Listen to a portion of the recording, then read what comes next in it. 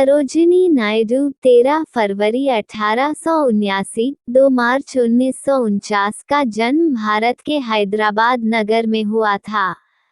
इनके पिता अघोरनाथ चट्टोपाध्याय एक नामी विद्वान तथा मां कवयित्री थीं और बांग्ला में लिखती थीं। बचपन से ही कुशाग्र बुद्धि होने के कारण उन्होंने 12 वर्ष की अल्पायु में ही 12वीं की परीक्षा अच्छे अंकों के साथ उत्तीर्ण की और 13 वर्ष की आयु में लेडी ऑफ द लेक नामक कविता रची।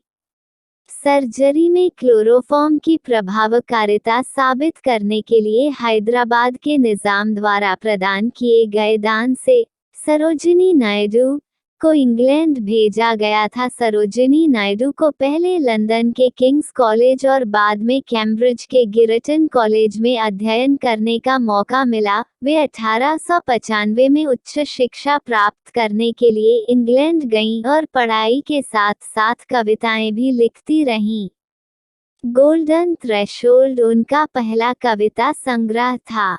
उनके दूसरे तथा तीसरे कविता संग्रह बर्ड ऑफ टाइम तथा ब्रोकन विंग ने उन्हें एक सुप्रसिद्ध कवयित्री बना दिया। 1898 में सरोजिनी नायडू डॉक्टर गोविंदराजुलू नायडू की जीवन संगिनी बनी। 1914 में इंग्लैंड में वे पहली बार गांधी जी से मिलीं और उनके विचारों से प्रभावित होकर देश के लिए समर्पित हो गईं।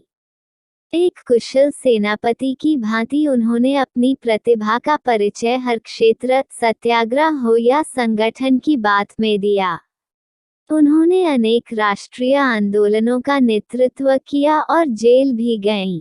संकटों से न घबराते हुए वे एक धीर वीरांगना की भांति गांव-गांव घूमकर ये देश प्रेम का अलख जगाती रहीं और देशवासियों को उनके कर्तव्य की याद दिलाती रहीं। उनके वक्तव्य जनता के हृदय को झकझोर देते थे और देश के लिए अपना सर्वस्व न्योछावर करने के लिए प्रेरित कर देते थे।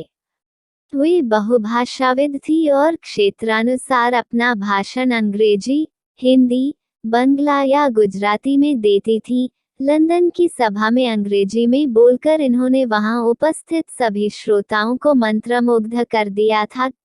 अपनी लोकप्रियता और प्रतिभा के कारण 1925 में कानपुर में हुए कांग्रेस अधिवेशन की वे अध्यक्षा बनी और 1932 में भारत की प्रतिनिधि बनकर दक्षिण अफ्रीका भी गईं।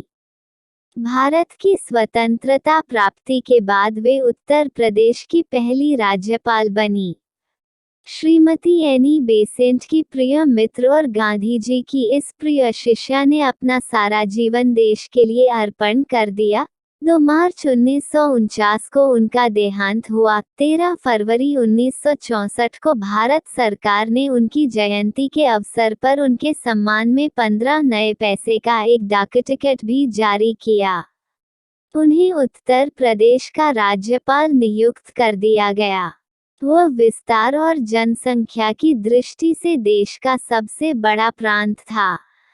उस पद को स्वीकार करते हुए उन्होंने कहा, मैं अपने को कैद कर दिए गए जंगल के पक्षी की तरह अनुभव कर रही हूँ, लेकिन वो प्रधानमंत्री जवाहरलाल नेहरू की इच्छा को टाल न सकी जिनके प्रति उनके मन में गहन प्रेम व स्नेह था।